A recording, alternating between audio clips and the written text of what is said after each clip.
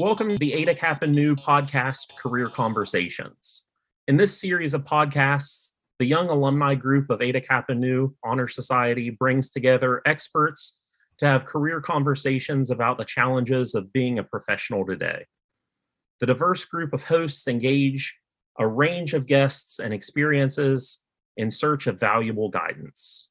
Today, I'm your host, Drew Lowery. I'm a senior member of the IEEE and of IEEE-HKN's alumni team, who are all part of a group of engineers and computer scientists navigating our careers, sharing our conversations about work, life, family, and having it all. Of Government Relations at IEEE-USA. Hi, Russ. How are you doing? I'm doing great. Thanks for having me today, Drew. This is a wonderful opportunity. I appreciate you letting me be part of it. Okay, awesome. So a little bit about the podcast. Obviously, this is focused towards the IEEE-HKN members of IEEE and basically in the first 10 years of their career. So, can you give us a little bit of a background about you, about IEEE-USA, about what you're doing up on Capitol Hill with your team, and why IEEE-HKN members should be interested in that? Sure. Well, first of all, as you mentioned, I work for IEEE-USA. That's the piece of IEEE that represents IEEE members in Region 1 through 6, the United States. Make an important distinction there. I work for IEEE members in the United States, not American IEEE members. We represent everybody inside Regions 1 through 6.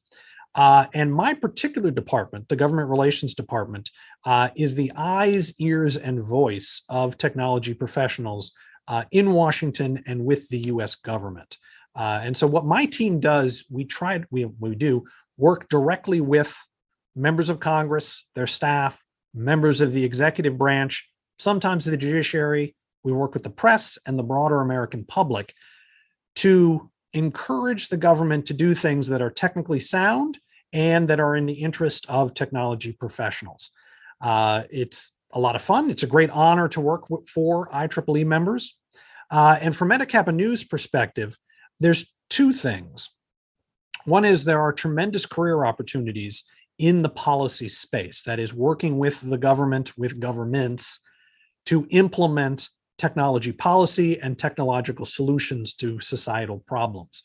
But also within IEEE-USA itself, there are tremendous opportunities for volunteers to get involved, IEEE members who are interested in policy questions.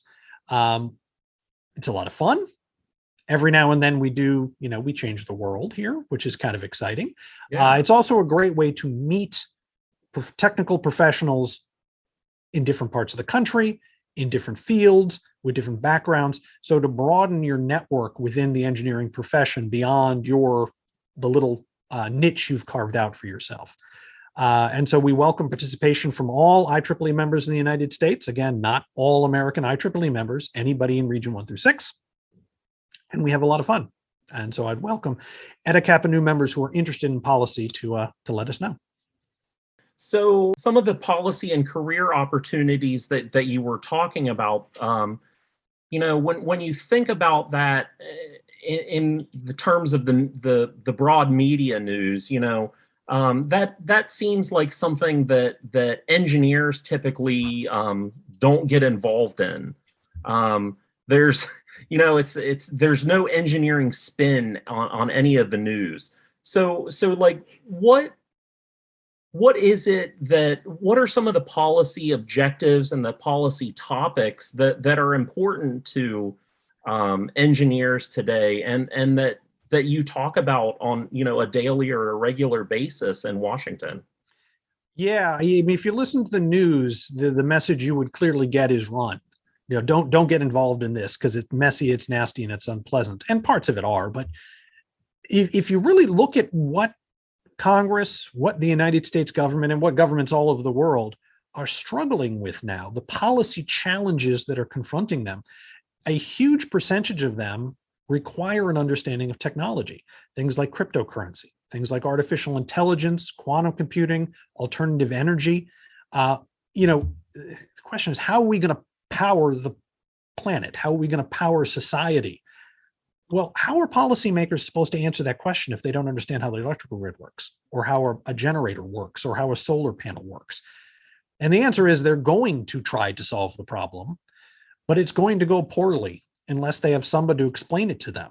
And so when you talk about careers in the policy space, there's kind of two buckets you can think about. There are the people that actually implement technological solutions. The actual regulators at the US Department of Treasury who are figuring out what to do with cryptocurrency. Some of those folks have a technical background. Some of those folks have to have a technical background to make sense of it. And so there are lots of opportunities in that space. You think of NASA employs a huge number of engineers to actually build spaceships, which I think we can all agree is pretty cool. Beyond that, though, there's the policy.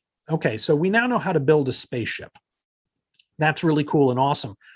But we need someone to figure out a system for regulating a commercial space industry that has multiple companies with multiple launch locations all over the country, doing different things at different times with different vehicles and filling up outer space with various pieces of equipment. Somebody's got to figure out how to coordinate all this. Mm-hmm.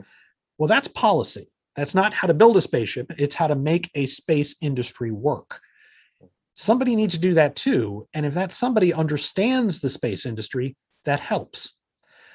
Same thing with things like cybersecurity. We need people to actually create cyber defenses and build, systems that protect hospitals and water treatment plants and all the other things that we need to protect from cyber attacks. But somebody also has to come up with a policy.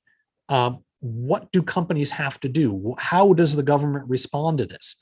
Those folks, we need lawyers to do that. We need bureaucrats to do that, but you also need engineers who understand the technology. And so there's tremendous opportunities in the career space to get involved in technology policy at all sorts of different levels. I think a lot of engineers kind of know about the first bucket, but they don't think about the second one. And there are a lot of IEEE members earning good money, having very rewarding, successful careers doing policy work.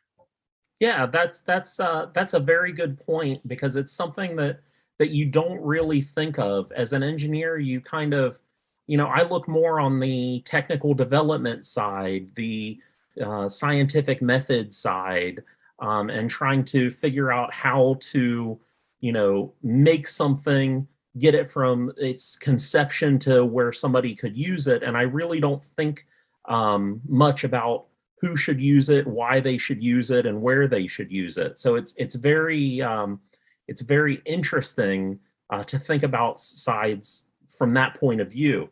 Specifically, you had mentioned in the AI, the alternate energy, and the crypto fields, because the cryptocurrency fields, because we hear a lot about that from the technical point of view.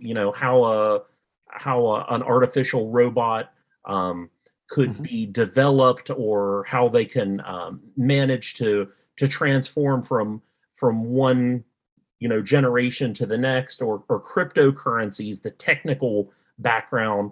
But once we've released that to the public, what happens, and where the guidance kind of will go from there, from a technical and a non-technical point of view.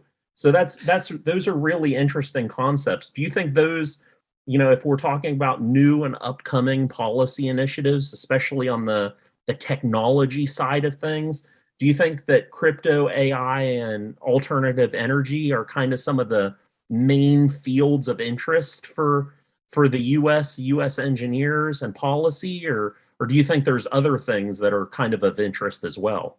Well, there's at IEEE-USA, we have an incredibly broad agenda that we're trying to work on Capitol Hill. So there's lots of different issues that we work about beyond the three you mentioned. Not all of them are, active right now, but you get into 5G and some of the internet policy space. We have research and development policy, both in the academic setting and, kind of tech transfer issues. We have a whole interesting conversation now dealing with supply chain issues and computer chip manufacturing, which was not on our radar a couple of years ago and is now taking up a significant amount of our time. We do a lot of work with small businesses, particularly small tech companies. How can the government help them? So there's a really wide variety of issues. The three you mentioned, I think, are kind of three of the bigger ones. Crypto's kind of a niche issue, but it's fascinating. So I love talking about it. It's a totally new thing. I don't think we entirely understand what it is yet. And it's not just cryptocurrency, it's also blockchain technology more generally. And the governments all over the world, I was actually listening to a conversation with some legislators in Europe with the EU, having the exact same conversation about blockchain technology as members of the United States Congress are having. What is it? Can we use it? Should we ban it? And they don't really know, which makes it quite exciting. Energy, of course, is a very old issue. Humanity has been struggling with this for quite a long time and will continue to for quite a long time. But there's a lot of interesting policy issues in there, not just how do we generate electricity, but what kind of energy, how do we distribute it, how do we make sure it's fair and just. A lot of interesting things going on there with modern technology. But AI is perhaps one of the most interesting and important areas. Congress is focusing on it every day. The administration is focusing on it. Everybody knows artificial intelligence has enormous potential to change society. They're not entirely sure which way that's going to go, though. Is it good? Is it bad? Are we going to destroy humanity? Are we going to make, society a utopia? Probably somewhere in the middle. But there's some really meaty policy questions about that. You can build a system that thinks for itself, which is great, but you got to make sure that, it can think the wrong things just as easily as the right things. A classic example is the banking industry uses AI to do mortgage approvals so that people don't actually have to look at the applications, which is fantastic. It's quick, it's efficient, it's fair because all the applications are being treated the same, except that it wasn't. The way that they originally programmed the AI, it was creating a bias against people in certain neighborhoods, which wasn't okay. So it's not just a simple matter of how you do it. You then have to ask yourself, are we doing it the right way? Are we being just? Not a question engineers ask themselves very often. Is this system just? Is it fair? Is it equitable? And those are interesting questions that need to be answered. And here's the bottom line with all this, Drew. IEEE members are developing incredible technology that are doing amazing things, and in some cases, creating new companies, and in some cases, entire new industries.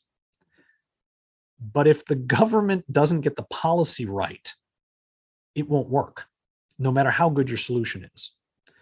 And the best example I can think of that is self-driving cars.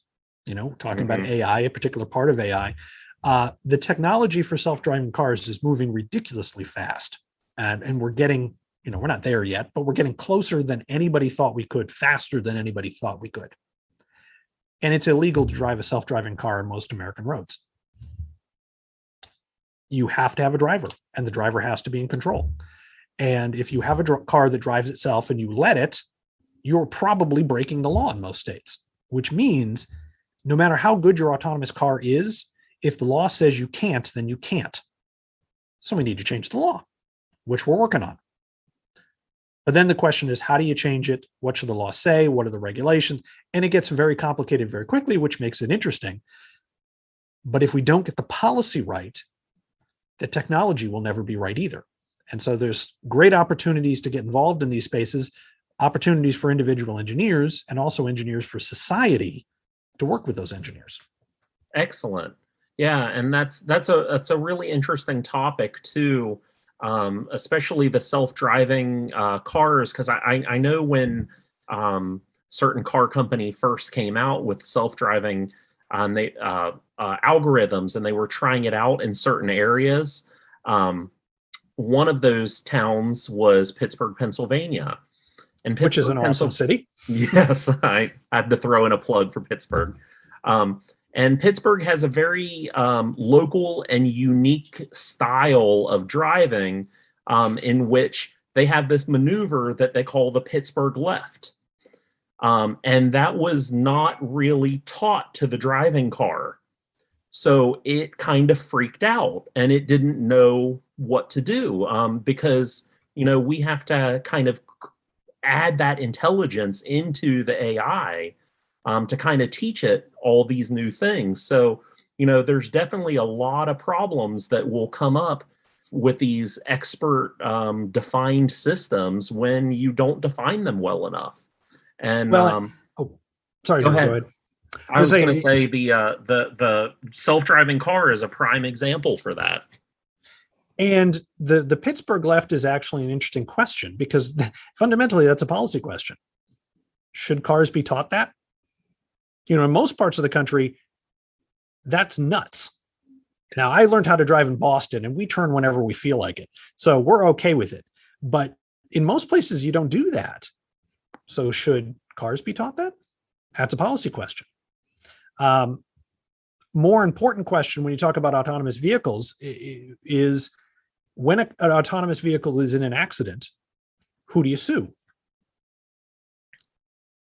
I don't know. Do you sue the car manufacturer? Well, if you sue the car manufacturer, because they're the ones that are kind of technically driving, right? Because it's driving itself. But if that's the case, if the car manufacturer can be sued if one of their cars gets in an accident, then we will never have autonomous vehicles in this country, because it will be prohibitively expensive to build them, because eventually the car is going to get in an accident. So that doesn't work. But is the driver get sued? But the driver wasn't driving. And so it's actually a very complicated policy question. But answering the question is easier if you actually know how to build an autonomous vehicle and know how it works, which most lawyers don't. And so when engineers engage on these questions, we end up with better policy. Right. And that's kind of the whole point of what we're talking about here today. Exactly. The engineering side of that. One of the things that you mentioned earlier was the different IEEE-USA has a broad umbrella of different policy initiatives and activities. Can you tell us about some of the activities and initiatives that would be available to younger members, Eta Kappa Nu members, student IEEE members just coming out of school who are starting off their career? First of all, for most of our policy activities, we don't care where in your career you are. To be blunt, when we're working with Congress is run by 20-year-olds. And so having an IEEE member who is a recent college grad, even just out of undergrad, you're probably the same age as the staffers we're working with. And so it actually helps us to have younger IEEE members participate because it's easier to relate to the staffers we're working with. Two specific programs I want to mention, and then kind of one more general program. The first is our Congressional Visits Day. Every year in the spring, usually early April, late March, early April, we invite every IEEE member in the country to join us for our Congressional Visits Day. This is traditionally IEEE members come into Washington, D.C. for 2 days. The first day we train you. The second day we send you up to Capitol Hill to meet with your 2 senators and your representatives. You'll have a meeting in their personal office, usually, but not always, with staff. We actually meet with a fair number of legislators to talk about whatever policy issues you're worried about. Next year, in 2022, it will be again a virtual meeting, which is what we did in 2021, where you will have basically a Zoom call with your legislators. Not quite as cool. You don't get to go to Capitol Hill, but we actually had a lot more members of Congress join us for the conversations last year or this year than we did when they were in person, and we had a lot more people participate. That date will be set sometime in December, and the event itself will be in March, April. It's free to all IEEE members, and we encourage all IEEE members, current students, international students, to participate. And the more we get, the better. That's our Congressional Visits Day. For students who are really interested in getting involved in the policy world, I strongly encourage you to look at the IEEE Congressional and State Department Fellows programs. IEEE-USA Fellows, they're different than IEEE Fellows. How the program works is we essentially hire 2 to 4, usually 3 IEEE members a year to work on Capitol Hill for a year or to work with the State Department for a year. And for that year, you are a full-time, regular, same as everybody else, congressional staffer working for a member of Congress on Capitol Hill. It is a life-changing opportunity. It will totally ruin your engineering career because you'll get sucked in. But you'll learn more in 1 year than you did in 4 years in college. State Department is similar. You're a State Department employee, and you can do some really cool things. We had a former fellow spend her year traveling the world, working with foreign governments to set up bioterrorism detection systems. We had another IEEE fellow at the State Department who was actually at the table with negotiations with the Russian government over pipelines in Eastern Europe, which was actually cool because he was the only one in the room that knew how a pipeline worked, which was a huge advantage for the United States. That's the kind of cool stuff you get to do. So Awesome. If you're really interested in having your career screwed up and going in a very innovative direction, which will totally confuse your parents, check out our fellows program. It truly is one of the best programs in Washington, D.C. That sounds pretty amazing because you actually get to take what you've learned in school and not only apply it to make something cool, but also to kind of dictate and guide how it's being used in the world. Yeah. A little bit different. If you're not interested in, changing your entire life and career track, IEEE-USA has a series of policy committees. These are committees of volunteers that look at particular policy problems. We have one on AI, research development, communication policy, transportation policy, which includes space. If you're really interested in kind of dabbling in policy and learning more about it, I encourage you to contact me. We can put you on one of our policy committees. It's open to all IEEE members in the United States. It's a volunteer thing, so you're not committing your entire life to it. But you talk about the policies that IEEE-USA as an organization supports and help determine what it is that we as an organization think about them. And then the staff then takes those policies you develop up to Capitol Hill and tries to convince people to do them. And so we're always looking for more volunteers, and we welcome any Eta Kappa Nu member who's interested to let us know.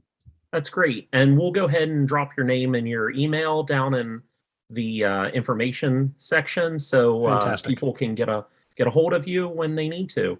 And I know, Russ, one thing that you do, because you've done it in my section before, is you also give IEEE Eta Kappa Nu members legislative updates on what's going on Capitol Hill, what's the latest and greatest in the world of policy, kind of the IEEE's pulse on policy in Washington. Do you have a brief update that you can give us on what's been going on the last few months and kind of what we can expect to see in the future? They're yelling at each other a lot. See, now the great thing about that update is it doesn't matter when this podcast is published because it will still be true. No, it's actually some really cool stuff going on Capitol Hill. It's kind of hidden. You can't look at the headlines because they don't cover the technical stuff, but beneath it, there's some cool stuff going on. There are proposals floating through Congress. For example, a proposal from Senator Chuck Schumer from New York called the Endless Frontier Act, which would direct new research money from the government at technology, create new rules and new programs to better transfer technological innovation out of the national labs and out of academia into the private sector, particularly working with smaller technology and manufacturing companies, and has new money for workforce development at all levels of the workforce to help prepare people for careers in the STEM fields. It's a big deal. It's a lot of money, and it's beyond the money. It's some really good policy changes to make the American economy more innovative. On a less good note, there is language buried in the infrastructure bill that President Biden just signed into law, which is going to make it much, much harder for crypto companies to operate in the United States. It was an example of what happens when lawyers write technology law without help from technologists. They didn't mean to do it, but they got it wrong. And we're going to be working closely with Congress to try to get that fixed. Always some innovative stuff going on in space. Space policy is incredibly exciting right now. The US is changing how humanity gets into space. We're moving from a system that's almost entirely the government doing it to a space program based on the private sector. If we can find a way to get into orbit profitably, instead of spending billions of dollars, the whole calculation for space exploration changes. And Musk and Bezos and some of the other guys are very close to doing it. And that's really exciting. And so there's some great policy work going on there, some great policy opportunities there that's quite exciting. If anybody listening would like to get updates like that with more detail, regularly I do a podcast every other Thursday. It's on YouTube, and the recording of it is on the IEEE USA website. I encourage you to join us. Okay. My next update is December 2nd. Thank you, Russ. I mean, that sounds pretty amazing that there's so much going on, and basically anybody can be involved with it if you reach out and make yourself involved with it. So again, thank you for taking some time joining us today. Russell Harrison from IEEE-USA, Director of Government Relations. Government Relations. There we go. Thanks, Drew. Always great to work with Eta Kappa Nu. It's one of my favorite parts of IEEE, and so I appreciate the opportunity. Okay, thank you. Again, I'm your host, Drew Lowery, and thank you for joining this episode of HKN's Career Conversations. Make sure to subscribe to the podcast and to visit our YouTube channel, and also find us at www.hkn.org. See you next time.